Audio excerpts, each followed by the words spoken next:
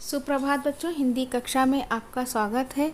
बच्चों, पिछले वीडियो में मैंने आपको वाक्य के बारे में समझाया था कि वाक्य किसे कहते हैं, वाक्य की परिभाषा स्पष्ट की थी और वाक्य की पहचान कैसे करते हैं ये मैंने आपको बताया था। और वाक्य के अंग कौन कौन से होते हैं, उद्देश्य और विधेय को मैंने उदाहरण देकर के समझाया था। तो बच्चों, आज हम पढ़ेंगे वाक्य के प्रकार। वाक्य के प्रकार। बच्चों, वाक्य के प्रकार को दो आधारों पर हम बांटते हैं। पहला होता है रचना के आधार पर, दूसरा होता है अर्थ के आधार पर। तो सबसे पहले बच्चों हम लोग पढ़ेंगे रचना के आधार पर वाक्य। बच्चों, रचना के आधार पर वाक्य को तीन भागों में बांटा गया है। पहला होता है सरल वाक्य, दूसरा संयुक्त वाक्य, तीसरा मिश्र वाक्य। तो बच्चों, सबसे पहले अब हम पढ़ेंगे सरल वाक्य। सरल वाक्य अपने नाम की ही तरह सरल यानी कि आसान होता है। इस वाक्य की विशेषता क्या होती है कि इसमें एक ही उद्देश्य और एक ही विधेय होता है। चलिए अब हम इसको उदाहरण से देखते हैं। उदाहरण। बच्चों देखिए, नीचे एक वाक्य लिखा है, मोहन कहानी की किताब पढ़ता है। ये एक सरल आसान सा वाक्य है। इसमें मोहन एक ही उद्देश्य है, कहानी की किताब पढ़ता है एक ही विधेय है, इसलिए इसको सरल वाक्य कहेंगे। बच्चों, अब पढ़ते हैं संयुक्त वाक्य। संयुक्त वाक्य। संयुक्त का अर्थ है जुड़ा हुआ। बच्चों, दो वाक्य को जोड़कर संयुक्त वाक्य बनता है और इनको जोड़ने के लिए हम योजक चिन्हों यानी कि और, या, किंतु, एवं आदि की मदद लेते हैं।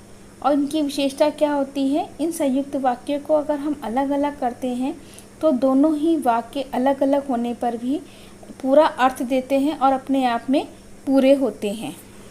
आइए बच्चों देखें कैसे। देखिए बच्चों, यहाँ पर एक उदाहरण लिखा हुआ है, मम्मी खाना बना रही हैं और बच्चे खेल रहे हैं। तो इसमें ये दो वाक्यों को हमने और योजक चिन्ह या योजक शब्द से जोड़ा हुआ है। अगर हम इसको अलग अलग भी करेंगे तो ये अलग अलग भी अर्थ देंगे। देखिए कैसे, मम्मी खाना बना रही हैं, बच्चे खेल रहे हैं। तो ये दोनों वाक्य अलग अलग करने पर भी अलग पूरा अर्थ दे रहे हैं और अपने आप में स्वतंत्र हैं। पर बच्चों, जब हम इन वाक्यों को योजक चिन्हों या शब्दों से जोड़ देते हैं तब ये संयुक्त वाक्य कहलाते हैं। बच्चों, रचना के आधार पर अब तीसरा आता है मिश्र वाक्य। मिश्र का अर्थ होता है मिला हुआ। जिस वाक्य में एक प्रधान वाक्य हो और एक या एक से अधिक आश्रित उपवाक्य हो वह मिश्र वाक्य कहलाता है। देखिए कैसे, उदाहरण से इसको समझते हैं। उदाहरण, वह पुस्तक कहाँ गई जो मेज पर रखी थी। देखिए इस वाक्य में वह पुस्तक कहाँ गई एक ये प्रधान वाक्य है। मेज पर रखी थी तो उसको हमने जो शब्द से जोड़ा है जो पहले वाले वाक्य पर आश्रित है। अर्थात बच्चों, अगर हम पहला वाला वाक्य नहीं पढ़ेंगे तो दूसरे वाले वाक्य का अर्थ हमें स्पष्ट नहीं होगा। तो बच्चों, आपने देखा कि दूसरा वाला वाक्य पहले वाले वाक्य पर आश्रित है। मिश्र वाक्यों में जब, तब, जैसा, वैसा, क्योंकि, जो कि, यदि, तो आदि योजकों का प्रयोग होता है। आइए बच्चों, अब देखते हैं अर्थ के आधार पर वाक्य। अर्थ के आधार पर वाक्यों को 8 भागों में बांटा गया है।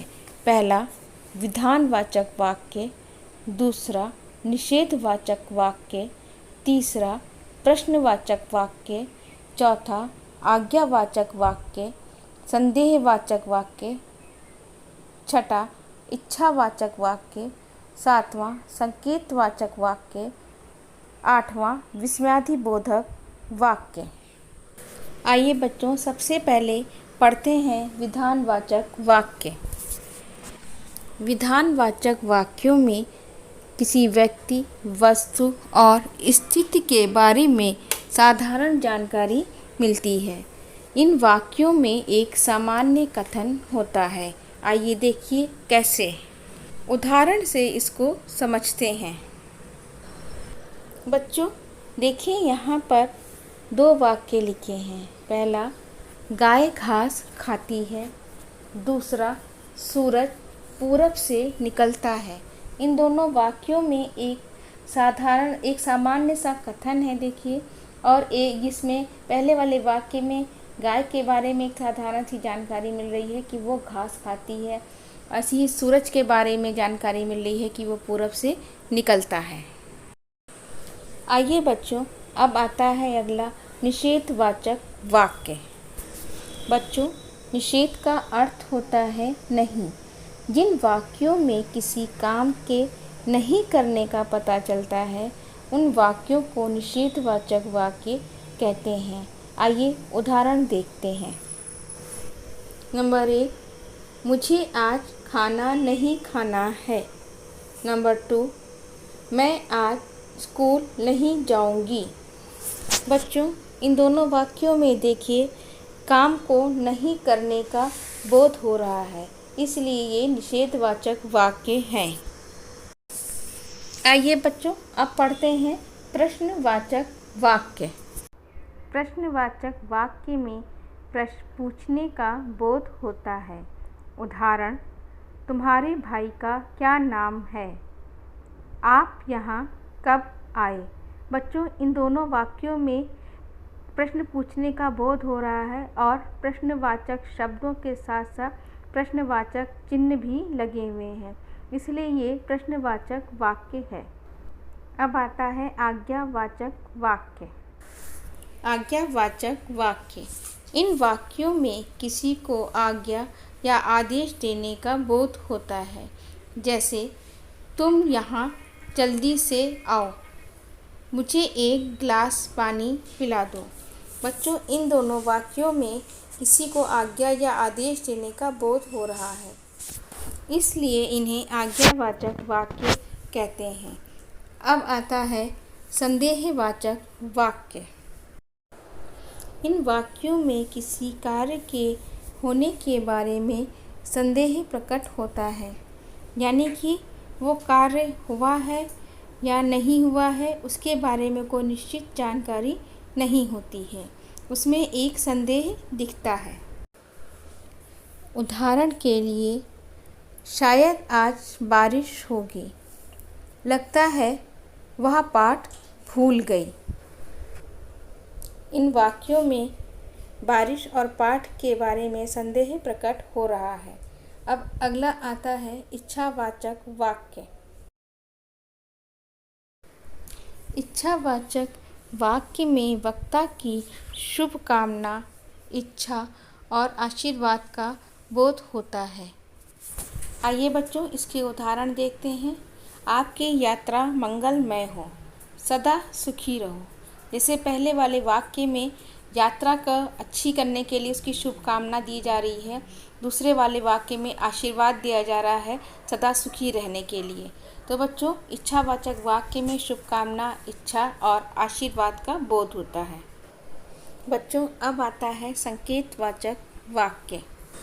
बच्चों, संकेतवाचक वाक्यों में एक क्रिया दूसरी क्रिया पर आश्रित होती है, अर्थात हम एक क्रिया के द्वारा दूसरी क्रिया के पूरे होने का संकेत करते हैं। आइए इसको उदाहरण से समझते हैं।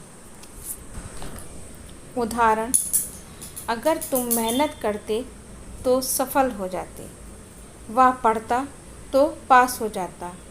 तो बच्चों, इसमें एक क्रिया के द्वारा दूसरी क्रिया के पूरे होने का संकेत दिया जा रहा है, यानी कि मेहनत करता तो सफल हो जाता, पढ़ता तो पास हो जाता। तो बच्चों, इसमें दूसरी क्रिया मेहनत सफल होना मेहनत करने पर निर्भर है और पास होना पढ़ने पर निर्भर है। तो बच्चों, इस तरीके के वाक्य संकेतवाचक वाक्य होते हैं। बच्चों, अब आखिरी आता है विस्मयादिबोधक वाक्य। इन वाक्यों में घृणा, हर्ष, शोक, विस्मय आदि भाव व्यक्त होते हैं।